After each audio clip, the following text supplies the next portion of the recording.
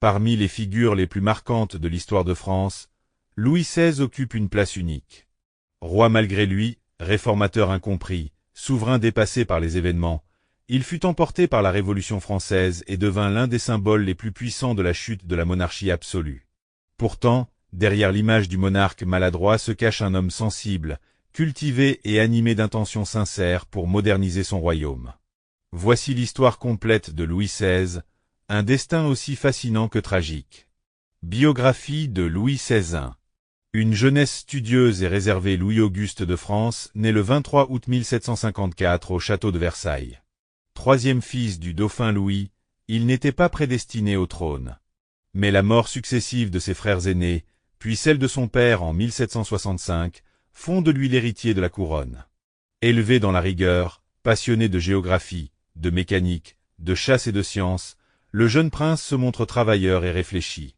Toutefois, il manque d'assurance, notamment à cause d'une éducation sévère et de la pression du futur rôle qui l'attend. Le 16 mai 1770, à 15 ans, il épouse l'archiduchesse Marie-Antoinette d'Autriche, alliance destinée à consolider la paix entre les Bourbons et les Habsbourg. Leur union, très commentée, peine d'abord à se consolider, mais le couple finira par devenir soudé, en particulier face aux tourmentes de la Révolution. 2. Un roi réformateur face à une monarchie en crise. Louis XVI devient roi le 10 mai 1774, à seulement 19 ans. Il hérite d'un royaume au bord de la faillite financière, affaibli par les dépenses de la guerre de succession d'Autriche, de la guerre de 7 ans et par un système fiscal injuste et inefficace. Dès le début de son règne, il tente des réformes courageuses. Il nomme des ministres novateurs comme Turgot et Necker.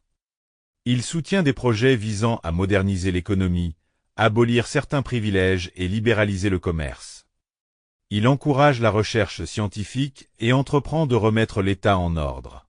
Mais les résistances de la cour, du clergé et de la noblesse bloquent la plupart de ces réformes. Malgré sa volonté sincère d'améliorer la vie de ses sujets, Louis XVI manque de fermeté politique pour imposer ses décisions. En 1778, il choisit néanmoins d'aider les insurgés américains contre l'Angleterre, ce qui assure la victoire des futurs États-Unis, mais aggrave durablement les finances françaises. 3. La spirale révolutionnaire face à la crise financière devenue intenable, Louis XVI accepte de convoquer les États généraux en mai 1789, événement qui déclenche la Révolution française. Après la formation de l'Assemblée nationale constituante, la prise de la Bastille et l'abolition des privilèges, la monarchie absolue s'effondre. Louis XVI devient alors un roi constitutionnel, souvent contraint d'accepter des réformes qui le dépassent. Son image se détériore encore après la fuite manquée de Varennes en juin 1791. Cherchant à rejoindre des forces loyalistes, il est arrêté et ramené à Paris sous la surveillance du peuple. Ce moment marque la rupture définitive entre le roi et une grande partie de la nation. 4 chutes et procès du roi. En août 1792, après la prise des Tuileries, la monarchie est suspendue et Louis XVI est emprisonné au Temple avec sa famille.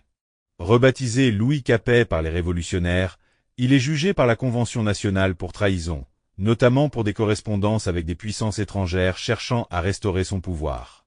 Malgré sa défense calme et mesurée, il est condamné à mort le 17 janvier 1793.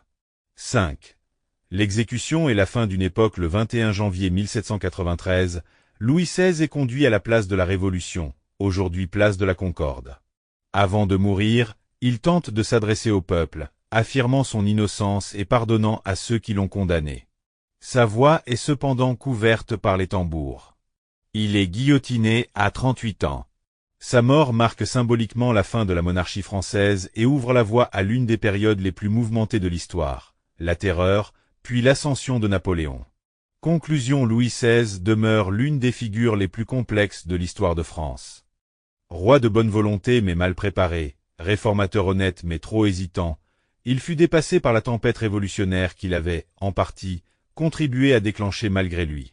Son règne, oscillant entre ambition modernisatrice et résistance conservatrice, révèle le choc inévitable entre un monde ancien en fin de course et un nouvel ordre social en plein essor.